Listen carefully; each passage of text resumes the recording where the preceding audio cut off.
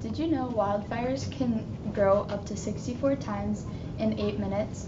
That means that in less than the time that I am speaking to you today, an unchecked wildfire could potentially start at Abraham Lincoln, with the surrounding conditions likewise unfavorable to flame and spreadability. A wildfire could go all the way to Woodbine, Iowa. Wildfires have become one of the biggest problems around the world. According to NIFC.gov, in 2024, nearly 9 million acres were burned and 4,500 structures were damaged due to wildfires. This is why controlled burns are extremely important. Today we will be going over the economic, logistical, and environmental benefits of controlled burns. The opponents may say that the issues with controlled burns stem from smoke inhalation and heat exposure. These issues affect the general public and trained personnel conducting these burns. Although there may be some issues with controlled burns, the benefits greatly outweigh the risks. Let's ignite the fire and go over the economical and financial benefits of controlled burns. Controlled burns help prevent costly, catastrophic wildfires that often take up or that are very expensive. Controlled burns are significantly less expensive per acre than an uncontrolled wildfire would be. According to the USD.gov, controlled burns cost roughly $15 to $25 per acre, versus an uncontrolled wildfire costs over thousands of dollars per acre. Wildfires also cause damages to properties and soil erosions and the water treatments around to degrade. Controlled burns would help save on fire restoration costs such as basin cleanout and water treatments. By controlled burns, it helps reduce the risks of wildfires around the areas, which in turn helps the insurance market go up, and with the lower risks of wildfires in the area, the less expensive the insurance would be.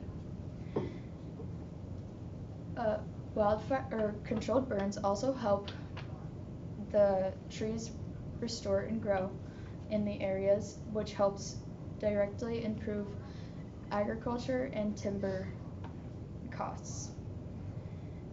According to nature.gov, from controlled burns, the ash goes into the soil, providing vital nutrients.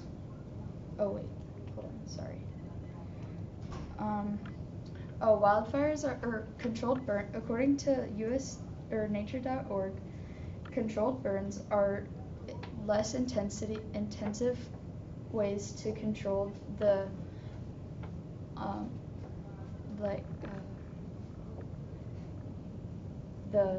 fungal and diseases in the areas. People plan around favorable weather and fuel conditions in the area. There are certain burn days called legal burn days that people burn on, which help reduce the location, spread, and intensity of the fires, which also leads to less inhalation for the communities and areas around. By having controlled burns, the fuel there's less fuel in the areas, which helps the firefighters have safer and easier times controlling wildfires in the areas. According to National Geographic, the controlled burns cause ash to go into the soil, providing vital nutrients such as carbon, phosphorus, and nitrogen. the ash from the fires acts like a fertilizer for the land, causing better growth and restores the areas. Fire-prone areas like prairies, savannas, and forests are fire-dependent, which helps helps the areas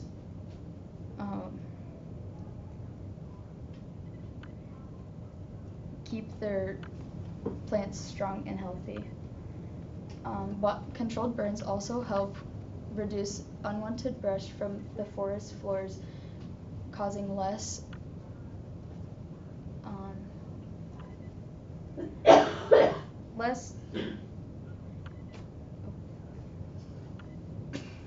tree compatibility.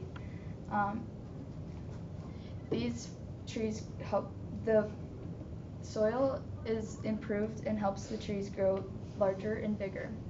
It also helps new habitats and food sources for animals, the grazing animals like deer, rabbits, and ground-eating birds.